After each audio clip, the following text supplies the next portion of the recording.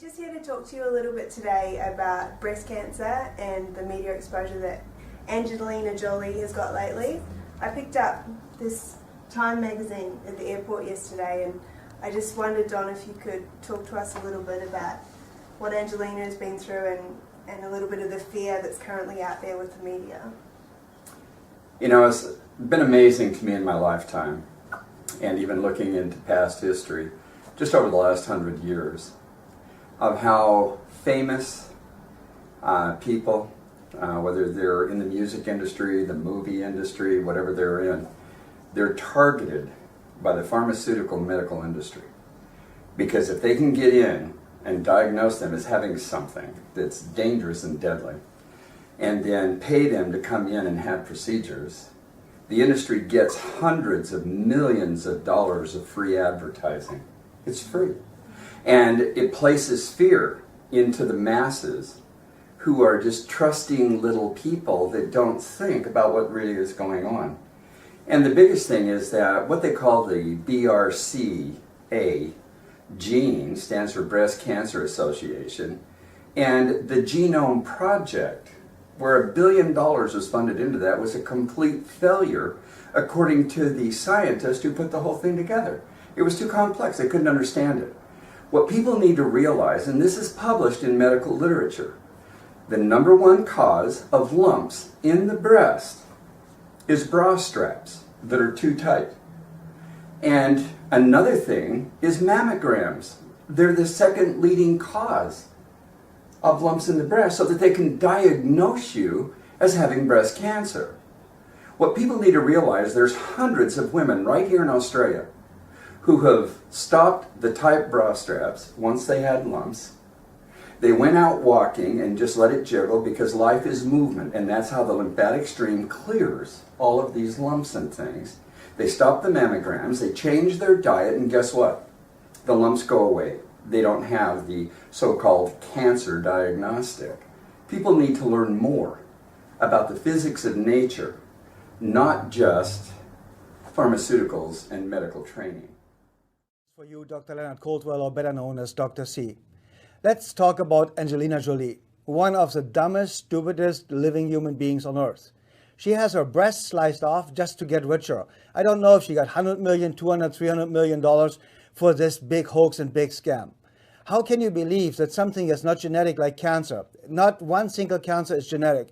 So ladies and gentlemen, she has sliced her breast off to make billions, in my opinion, for the pharmaceutical and medical industry. Now, all these idiots out there believing that if you cut off your immune system, your lymph system is your physical immune system, basically.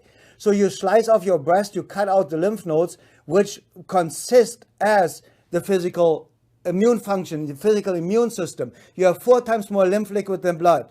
4 times more lymph liquid than blood, for a reason, because it nourishes new cells, it neutralizes the poisons, and you need these lymph nodes to get even rid of cancerous, mutated, half-dead, atrophied cells. That's what you need your immune system for. To slice off your breast, cut out the lymph nodes, is the dumbest and stupidest thing I have ever heard of.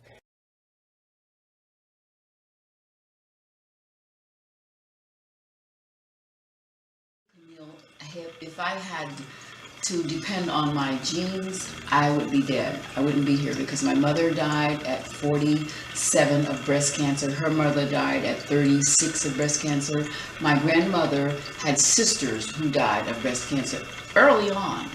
And diabetes is prominent in my family. My grandfather, my aunt, my mother's sister, they all had these debilitating diseases, these maladies, that at this point I seemingly have escaped. Right. And I think my faculties are as sharp or sharper than when I was younger, quite frankly. I just don't buy into that about the cells debilitating.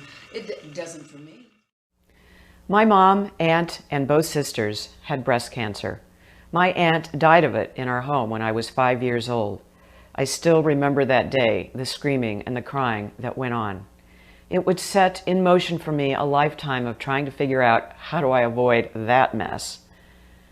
When you've seen somebody up close and personal go through the ravages of chemo and radiation and all of the many things that happen to you once you are diagnosed with cancer, it really sets up this pattern of trying to figure out what can I do differently.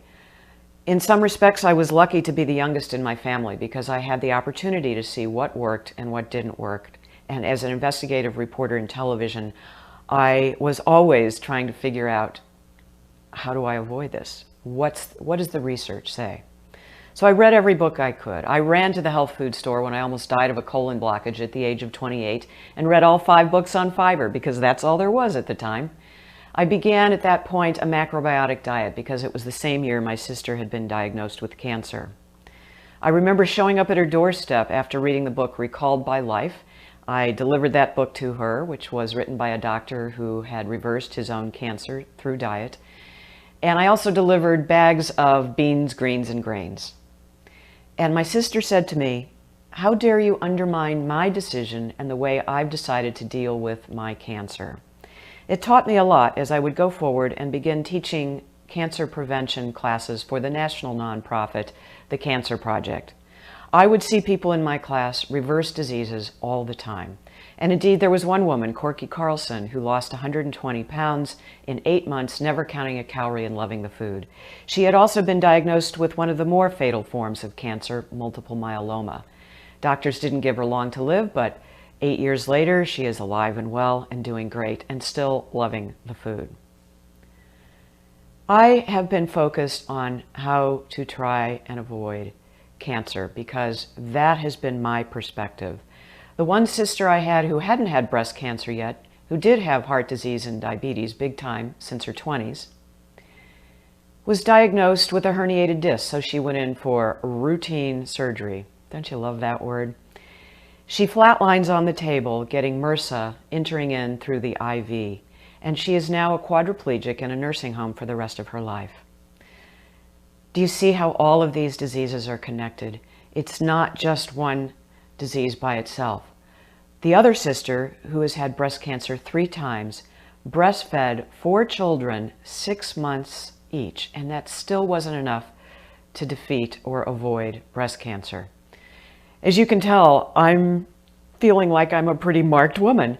I became a La Leche League leader. That is a breastfeeding information and support organization. I did that for 6 years while I was a stay-at-home mom with my 3 daughters. And you know, now we know that breastfeeding is actually preventative, not only in the mother when you breastfeed, but it also is preventative in female offspring. So that's something that's was even more amazing to me, that so much of what we can do in our lifestyle affects the outcome. But as I said, in my family it wasn't enough. So that's another reason that I decided to stay on a plant-based, well-balanced vegan diet for the rest of my life. It seems to be, for me, running, as you can see from some of the awards that I've won, 51 to be exact, in 5K races for my age group where I've placed. So this combination of running and a vegan diet have, I believe, at least for me, prevented breast cancer. Now, I don't know if I have the gene or not. I wouldn't do anything differently if I did. So I think it's important, though, to get as much information as you can. And unfortunately, the stories like with Angelina Jolie doing prophylactic mastectomies because of her family history give so much attention to that as being a solution.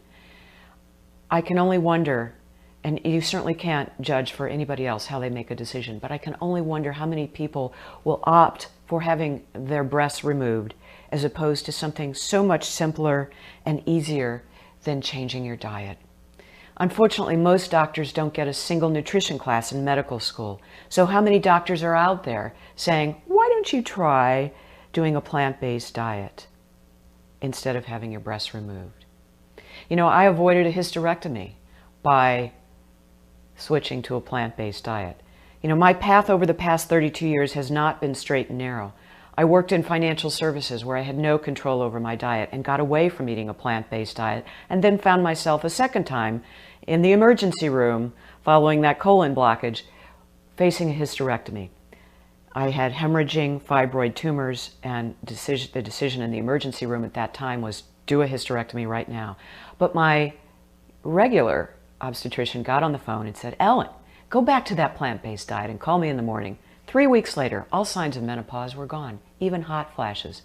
My husband, who was also an investigative reporter, was quite skeptical until he realized, because he would have his arm around me, that my hot flashes were gone. Gone. I didn't need the hysterectomy. How many women could avoid these drastic procedures if they had a doctor who said, go on a plant-based diet and call me in the morning? Now, there are doctors out there who will tell you this. Look for them. Get a second opinion.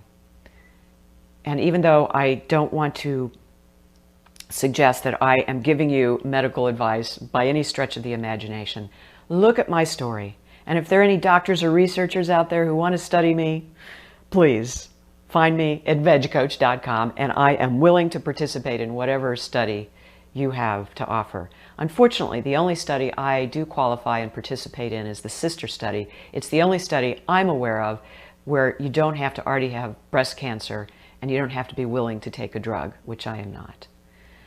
So I hope this information has been helpful to you. I say this with all due respect and compassion to any woman who's made the decision to have prophylactic mastectomies. But I say to others who are considering it, look at all your choices, look at all your options, look at me. A plant-based diet, exercise, can be magical.